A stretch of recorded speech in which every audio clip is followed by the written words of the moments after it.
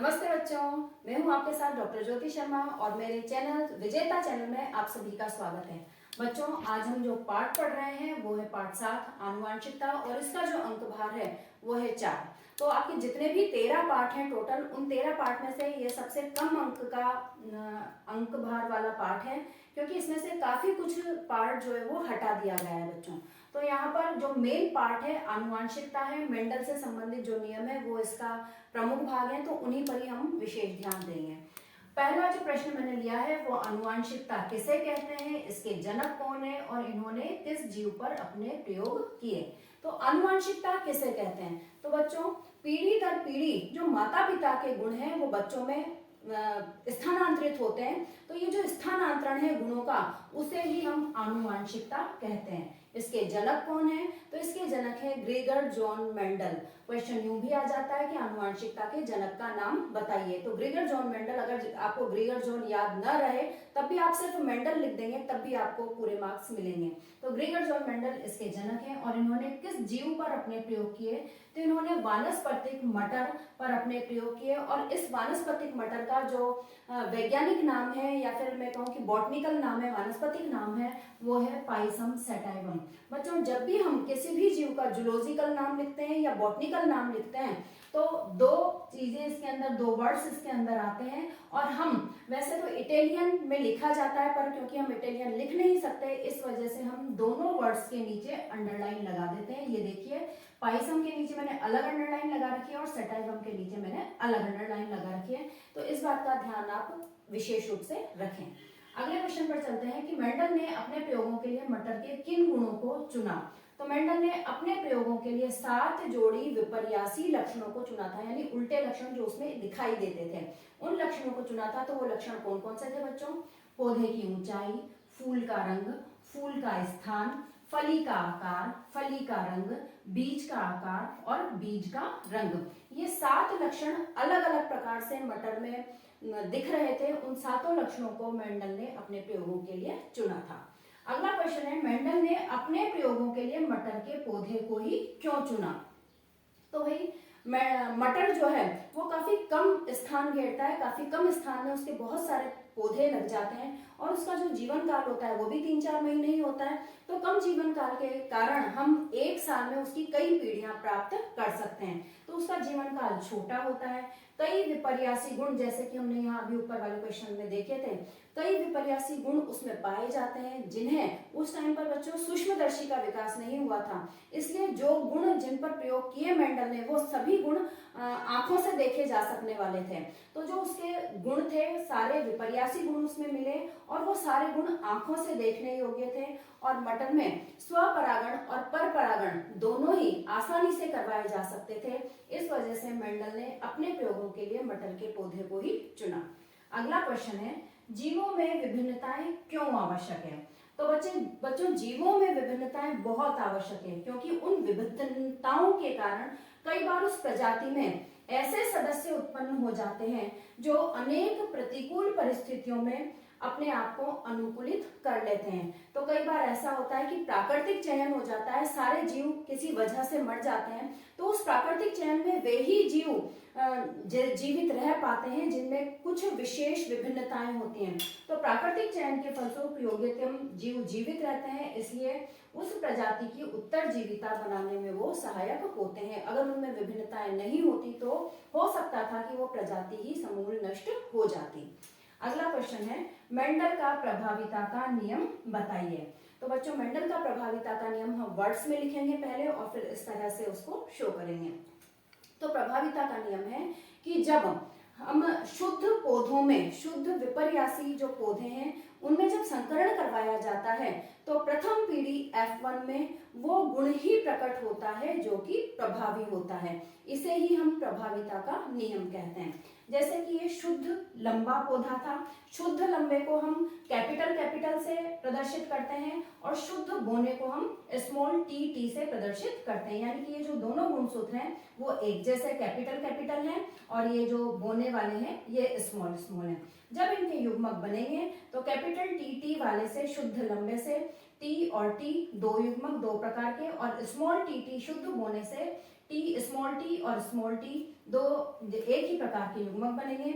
जब संकरण इनमें करवाया जाता है, स्वपरागण करवाया जाता है, तो इस वाले टी से ये टी, इस और इसी से ये वाला टी, तो इस तरह से कुल मिला के हमें 4 पौधे प्राप्त होते हैं और चारों पौधों में ये जो कैपिटल टी और स्मॉल टी, इसी का ही जो लक्षण है, इसी के जो पौधे हैं वो हमें प्राप्त होते हैं। तो क्योंकि सब में कैपिटल टी आ रहा है, इसलिए ये जो चारों पौधे हैं वो हमें लंबे ही दिखाई देते हैं। तो जो हमें दिखाई देते हैं उसे समलक्षणी अनुपात कहते हैं। तो समलक्षणी अनुपात 4 ही है हमारे पास यहाँ पे, इसे 1:1:1:1 भी हम कह सकते हैं। और इसी तरह से समजीनी अनुपात, समजीनी अनुपात का मतलब है कि जीन किस प्रकार के हैं, इनके गुणसूत्र किस प्रकार के हैं। तो यहाँ तो चारों के चारों एक जैसे हैं, इसलिए समजीनी अनुपात भी यहाँ पर 4 ही होगा, 1:1:1:1। तो इस तरह से ये जो लंबा वाला जो गुण है वो F1 पीढ़ी में हमें प्राप्त हुआ है, इसलिए इसे प्रथम नियम को प्रभाविता का नियम कहा जाता है। क्वेश्चन यूं भी पूछा जा सकता है कि मेंडल का प्रथम नियम बताइए, तो प्रथम नियम को ही प्रभाविता का नियम भी कहते हैं। अगला क्वेश्चन है, मनुष्य में लिंग निर्धारण समझाइए। ये क्वेश्चन हमारे इससे पहले वाले पाठ में भी आ चुका है बच्चों, इसलिए शॉर्ट में मैं इसको समझाती हूँ कि हमारे मनुष्य में नर जो होते हैं उसमें जो लिंग गुणसूत्र होते हैं वो XY प्रकार के होते हैं और मादा में जो लिंग गुणसूत्र होते हैं वो XX प्रकार के होते हैं। तो मादा में जो युग्मक बनेंगे, अंड बनेंगे, वो एक ही प्रकार के बनेंगे, XX प्रकार के, और नर में जो युग्मक बनेंगे यानी शुक्राणु बनेंगे वो 2 प्रकार के बनेंगे, X और Y। तो जब इन युग्मकों का संयोजन होगा, निषेचन होगा, तो यदि मादा के जो X वाले अंड हैं वो X वाले शुक्राणु से मिलते हैं तो जो गुणसूत्र हैं वो XX हो जाते हैं, और यदि XX का निषेचन होता है तो लड़की का जन्म होता है, क्योंकि लड़की में जो गुणसूत्र हैं वो XX प्रकार के होते हैं। और जबकि अगर X और Y का संयोजन होता है, निषेचन होता है, तो XY प्रकार का संयोजन गुणसूत्रों का हो जाता है और इस स्थिति में लड़का जो है वो जन्म लेता है। तो इस तरह से लड़की और लड़के होने के जो चांसेस हैं वो 50-50% हो जाते हैं बच्चों। क्लियर है? आइए बच्चों आगे चलते हैं। अगला क्वेश्चन है, मेंडल का पृथक्करण का नियम बताइए। तीनों नियमों में से आपसे कोई सा भी नियम पूछा जा सकता है। तो मेंडल का पृथक्करण का नियम है जो हम वर्डिंग्स में लिखेंगे कि F1 पीढ़ी से प्राप्त संतति में स्वपरागण कराने पर प्रत्येक सजातीय जोड़े से के जो दोनों कारक हैं वो युग्मक बनाते समय अलग अलग हो जाते हैं, पृथक हो जाते हैं, और इनमें से केवल एक सदस्य कारक ही किसी एक युग्मक में जाता है। ये देखिए बच्चों, ये जो टी एक साथ थे, स्मॉल टी और कैपिटल टी, वो अभी अलग अलग हो गए हैं और अब जो ये है अपनी मर्जी से पृथक पृथक रूप से ही ये अगली पीढ़ी में स्थानांतरित होंगे। तो यानी इस बात का कोई फर्क नहीं पड़ेगा कि ये जो कैपिटल टी और स्मॉल टी साथ में थे वो हमेशा ही हर पीढ़ी में एक साथ रहें। ये देखिए यहाँ पर ये जो माता पिता हमने F1 पीढ़ी से पहले लिए थे वो अलग अलग रूप से हो गए हैं। केवल ये वाला जो संयोग है, हमें ये वाला संयोग ही प्राप्त नहीं हुआ है बल्कि अलग भी हमें प्राप्त हुए हैं। तो यहाँ पर जो समलक्षणी अनुपात हो जाता है वो 3:1 हो जाता है और समजीनी अनुपात जो हो जाता है 1:2:1। ये एक शुद्ध लंबा, ये दो जो है वो अशुद्ध लंबे और ये एक शुद्ध गोना, तो 1:2:1। अगला क्वेश्चन है कि मेंडल का स्वतंत्र अपव्यूहन का नियम बताइए। बच्चों मेंडल का ये वाला जो स्वतंत्र अपव्यूहन का नियम है इसमें दो गुणों की वंशावृत्ति का एक साथ अध्ययन किया गया है। अभी तक जो 2 नियम पढ़े थे पहले हमने, उनमें एक ही लक्षण को देखा था, हमने केवल लंबाई वाला लक्षण ही लिया था, लेकिन यहाँ पर 2 लक्षणों को एक साथ लिया गया है। तो क्वेश्चन ये भी कई बार पूछ लिया जाता है कि कौन से वाले नियम में 2 विपर्यासी लक्षणों की गुणों की वंशावृत्ति का अध्ययन किया गया है। तो स्वतंत्र अपव्यूहन के नियम में 2 विपर्यासी लक्षण हमने लिए हैं। तो जब 2 जोड़ी विपर्यासी लक्षणों वाले पौधों के बीच संकरण कराया जाता है तो इन लक्षणों का पृथक्करण स्वतंत्र रूप से होता है, अर्थात एक लक्षण की वंशावृत्ति दूसरे को प्रभावित नहीं करती।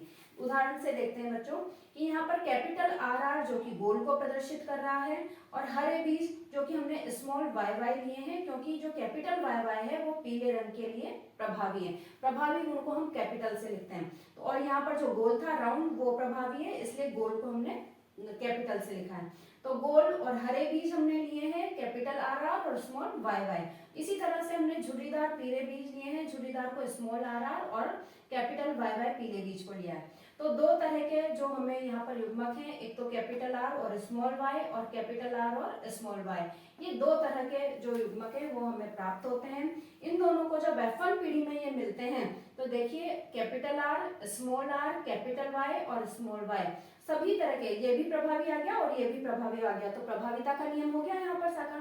तो F1 पीढ़ी में जो हमें है गोल पीले बीज प्राप्त होते हैं, प्रभावी वाले जो बीज हैं वो प्राप्त होते हैं। अब जब F2 पीढ़ी में हम चलते हैं तो इससे हमें चार तरह के बीज प्राप्त होंगे, कैपिटल आर और कैपिटल वाई, कैपिटल आर और स्मॉल वाई, कैपिटल आर और कैपिटल वाई और स्मॉल आर और कैपिटल वाई, स्मॉल आर और स्मॉल वाई, ये चार तरह के जो बीज हैं वो हमें प्राप्त होंगे। इन चारों को, क्योंकि इस तरह से विधि हम नहीं बता सकते आरेख वाली, क्योंकि बहुत ज्यादा कचरा हो जाएगा फिर इससे, इस वजह से हमने ये चेकर बोर्ड विधि का प्रयोग यहाँ पर किया है। चेकर बोर्ड विधि में 4-5 हम बना देंगे, एक तरफ हम युग्मक बनाएंगे और एक तरफ मादा युग्मक हो गए और एक तरफ नर युग्मक हो गए। तो चारों ये जो हमें प्राप्त हुए थे वो एक तरफ हमने इस ढंग से लिख दिया और दूसरी तरफ इस तरह से लिख दिया है। तो अब जब हम इन दोनों को इस तरह से मिलाते हैं तो ये 16 प्रकार के जो बीज हैं वो हमें प्राप्त होते हैं। इन 16 बीजों का जब समलक्षणीय अनुपात हम देखते हैं तो हम ये देखते हैं कि 9 हमें गोल पीले बीज प्राप्त हुए हैं, 3 हमें गोल और हरे बीज प्राप्त हुए हैं, 3 हमें झुर्रीदार पीले बीज प्राप्त हुए हैं और 1 हमें झुर्रीदार और हरे बीज प्राप्त हुए हैं। तो ये देखिए बच्चों कि ये गोल और पीले का संयोग हमने यहाँ पर कहीं पर भी नहीं लिया था, गोल और हरे थे हमारे पास में, गोल और पीले का संयोग कहीं भी नहीं लिया था, फिर भी हमें 9 गोल और पीले संयोग जो है वो प्राप्त होते हैं। इसी तरह से झुर्रीदार और हरे का संयोजन हमारे पास में नहीं था, फिर भी हमें जो एक पौधा है वो एक झुर्रीदार और हरे का प्राप्त होता है। तो इस तरह से ये जरूरी नहीं है कि ये वाले जो गुण हैं दोनों वो हमेशा साथ ही गति करें, ये स्वतंत्र अपने हिसाब से स्वतंत्र अगली पीढ़ी में अपने हिसाब से स्वतंत्र रूप से ये गति करते हैं। तो इसी वजह से इसको, क्योंकि स्वतंत्र हो जाते हैं इसीलिए इसको स्वतंत्र अपव्यूहन का नियम कहते हैं। और इस नियम के द्वारा हमें वो गुण भी प्राप्त होते हैं जो कि माता पिता में नहीं थे, यानी कि विभिन्नताएं इसमें हमें ज्यादा प्राप्त होती हैं। क्लियर है बच्चों? बच्चों मैं यहाँ प्रयास कर रही हूँ, हमारे जो इंग्लिश मीडियम के बच्चे हैं वो तो काफ़ी सोर्सेज हैं उनके पास में पढ़ने के लिए, लेकिन हमारे जो गाँवों के बच्चे हैं, सरकारी स्कूलों के बच्चे हैं, हिंदी मीडियम वाले बच्चे हैं, उन बच्चों के पास में बहुत कम पढ़ने के लिए सामग्रियाँ होती है। तो मैंने यहाँ पर प्रयास किया है कि मैं हिंदी में ही, हिंदी मीडियम में ही, कि वो बच्चे समझ पाएँ। सरकारी स्कूलों वाले जो बच्चे हैं, हिंदी मीडियम वाले जो बच्चे हैं, वो बच्चे अच्छे से इन क्वेश्चंस को समझ पाएँ।